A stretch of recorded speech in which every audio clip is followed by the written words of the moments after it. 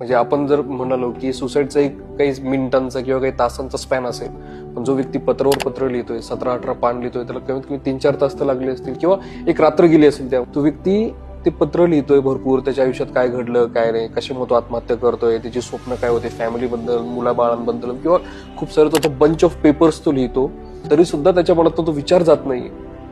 त्याचा अर्थ तो किती खोलवर, त्याला किती दुखावलेला असेल तो.